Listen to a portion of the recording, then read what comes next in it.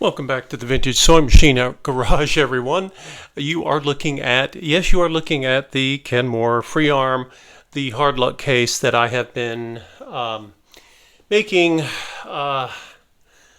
occasional attempts at trying to get it to unlock and be happy once again. For those of you who have not been following this series, I should call it the disaster series. This is a machine that was given to me. It was put out on a curb, and I was told, please pick it up by the end of the day or it's going in the dumpster. I have no idea who the people were, but I figured whatever. I'd give it a shot because I've talked about this specific machine. This is the 158.1941, and there were some variations on this model made in Japan by the Marusan company. It is, in my own humble estimation, to be one of the last great domestic or home grade sewing machines ever made.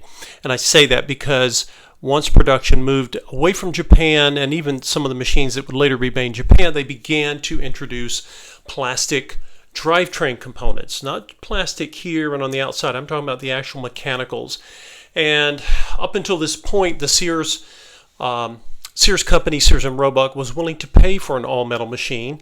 And there are many other things I've talked about with this particular model. But I'm showing this to you guys today because I am I have got the machine wired up, and it is, the bulb, I've removed the bulb. The bulb doesn't work, but that's not what we're testing today. And I really, really, really want to see if all of that cleaning I've done works. So I'm going to push on the pedal, and if you look closely here, you'll see barely any movement. It's still very stiff. One thing to note is because I've put a lot of cleaner, I've tried different things to get the grease to dissolve, which I believe, that's the other thing I forgot to mention. If you have not been following this, some prior owner, put something akin to axle grease in there, thinking that would be a great way to lubricate a sewing machine. It is the worst thing you can do. It's better off with nothing than axle grease. It's like putting grease into a watch, a mechanical watch, and asking it to work. But after doing this, it occurred to me I haven't actually put sewing machine oil in the machine in quite a while. So I thought, well, why don't I do that? Why don't I see if, ReOiling the machine will maybe help it come back to life. Because sewing machines, all sewing machines from the vintage era, those that are made with metal drivetrain parts, they require lubrication, right? Just like an engine in an automobile does. These require lubrication. That's, they're metal on metal. That's not a surprise or a shock. So what am I doing? I'm trying to see if I can get this to work, and thought, well, let's see. Maybe what we need is some renewed lubrication for this very, very unloved machine. It was not treated well. And I would be willing to bet you that the reason it wasn't treated well is because whoever had it last and did this whatever they did to this thing, they were not the original owner. Whoever the original owner was paid a lot of money for this machine, and they would have taken very good care of it, at least normally. Okay, now I put some sewing machine oil in. I have not, let's see, I have actually, let me come under here. I did not oil the bottom, and I should have closed this side door before setting the machine down. So if any of you chastise me for that, you are justified because you should do that. And of course, down below here, guys, there's also, whoever put grease on this machine, they put it everywhere. Down here, oh my God, it's all over the place. But I wanted to see if, is there a way that I could get this thing to run again? Some of you have said, oh, you should take it apart. There are certain parts of a sewing machine that should not be taken apart if you can help it, because normal maintenance, even restoration, normally does not require that. And we will see. Let's take a look. Now I'm going to push the foot pedal again. Well, it's not just that, right? I don't know if you guys can hear. sort of a whirring sound, that's the sound of the motor pulley, and the belt is slipping. The belt does not need tightening. Now, you guys have seen me do this before. Watch, I'm going to turn the hand wheel, and I can get movement. It's very stiff, right?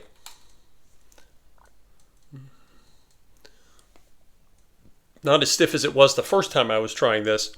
But what this is telling me, and it's moving intermittently, and I'm almost ready. There it goes. All right, you guys can see it's moving. I can slow it down. I can speed it up. Now let's slow it down and let's let it stop, right? And I'm going to push it again, even just gently. And it really, really wants to be, you know, have my assistance with, there we go. I'll just let it run for a bit.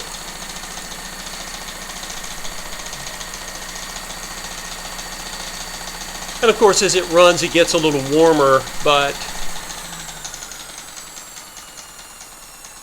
and it'll run slowly. It's not really sort of hanging up that way. Now, let me try it. Now I can, it came to a stop. Now let me push toward, okay, now it's starting. You'll notice that once I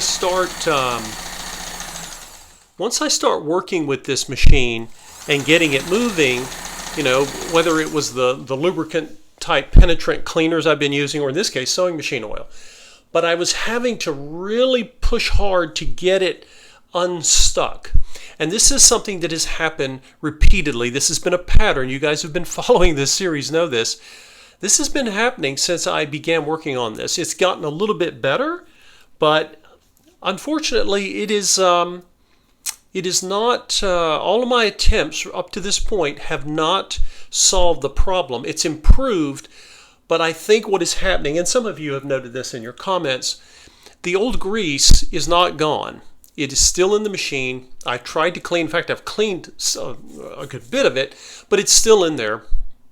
And what's happening is, as the machine gets cooler, it's indoors, it's not outside, the grease is getting solid again, and it's gumming up the works. So, what does this mean? What does this tell us? It doesn't mean that the machine is a goner. Now, I could salvage the machine. I've only done that once or twice with any machine, and sometimes, again, if a machine won't work, if you have one that you can't fix, don't throw it in the garbage or the dumpster. Please don't do that. Find a local sewing machine repair shop. Very often they will take it and they will use the parts to save others, because there are other sewing machines that can keep running. You want to keep them running, but they need parts. And sometimes you take one machine, you sacrifice one, you offer all the wonderful parts that still work, just like with old automobiles, right? And you can actually save many machines by sacrificing one that is, you know, kind of a lost cause to fix. I haven't given up, though. I am going to attempt at some point in the future, when it gets warmer, I will be doing this outside, and it looks like I will be going to, and I've tried the electrical cleaner, I've tried everything. I'm going to try, my next move is going to be, oh boy, probably kerosene, and I will not do that indoors. If I do kerosene, I'm going to be doing it outdoors. I'm going to be taking extra care. You guys have seen me cover to ensure that kerosene gets nowhere near anything electrical, including the motor. And this is why I hold off. Kerosene is a very oily solvent. It does not evaporate easily. It stinks to high heaven. It is not something you want to use in your house. Believe me, you do not. It will infiltrate your carpets and your upholstery. You will be very unhappy. Please try not to use kerosene indoors. It's nasty. But it is remarkably useful at dissolving old grease. So I will be exploring ways that I can use kerosene. I'm not going to submerge this machine in any kind of solvent. That would destroy the electricals. But I will investigate. Who knows, a turkey, some kind of turkey baster thing or something, some sort of eyedropper, something I can use to squirt. Maybe I'll get another one of these bottles. Something I can squirt sort of strategically put in kerosene to see if there's any way that I can get this machine to work. Because if I'm going to use it, or if I'm going to sell it to someone, if anyone would buy it, because it's not very pretty, but I don't care. It's an amazingly strong machine. You want to be able to walk up to it, plug it in, and use it. You don't want to have to, fuss and fidget trying to get it to work because there's grease in there. That's just not acceptable, and I won't sell a machine like that. So, let me know what you guys think. Like I said, I can try more heat, but again, I have got to somehow get the grease out of, not in terms of, the sidewalls and places. It's just an aesthetic issue, which is not, I don't know how aesthetic that is when the cover's on.